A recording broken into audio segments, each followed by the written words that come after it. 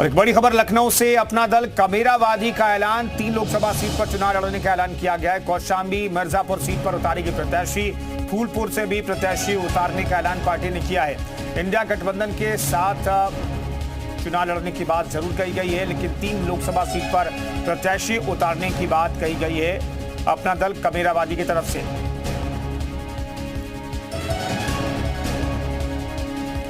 विवेक त्रिपाठी हमारे सहयोगी इस खबर पर बातचीत करने के लिए फोन लाइन पर मौजूद है। विवेक, अपना दल कमेरावादी 3 सीटों पर प्रत्याशी उतारने का ऐलान कर चुकी है।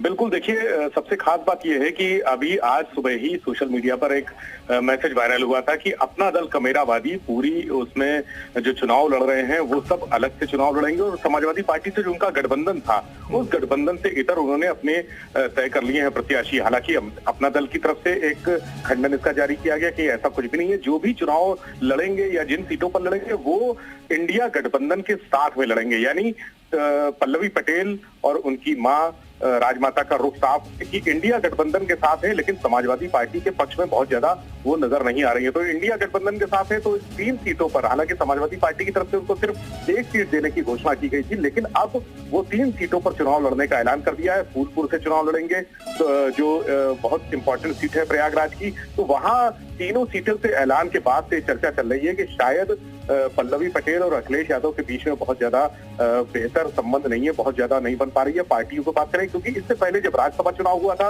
विधान परिषद के चुनाव हुए थे, तब भी देखने को मिला था कि पल्लवी पटेल ने पीडीए के हक में वोट किया था और समाजवादी पार्टी के जो कैंडिडेट हैं उनसे बहुत ज्यादा संतोष नहीं थी। उनका कहना था कि पीडीए फार्मूला जो अभियान है समाजवादी पार्टी का उसको फॉलो नहीं किया जा रहा है, पीडीए को प्रमुखता नहीं दी जा रही है। ऐसे में उनका वोट समाजवादी पार्टी को नहीं गया, लेकिन पीडीए के कैंडिडेट को गया। नहीं, ठीक है, देखना होगा कि आधिकारिक तौर पर अब इंडिया गठबंधन की तरफ से क्या कहा जाता है, क्योंकि पल्लवी पटेल अपना दल कमेरावादी की तरफ से 3 सीटों पर प्रत्याशी उतारने का ऐलान किया गया, लेकिन समाजवादी पार्टी की तरफ से सिर्फ 1 सीट देने की बात कही गई थी।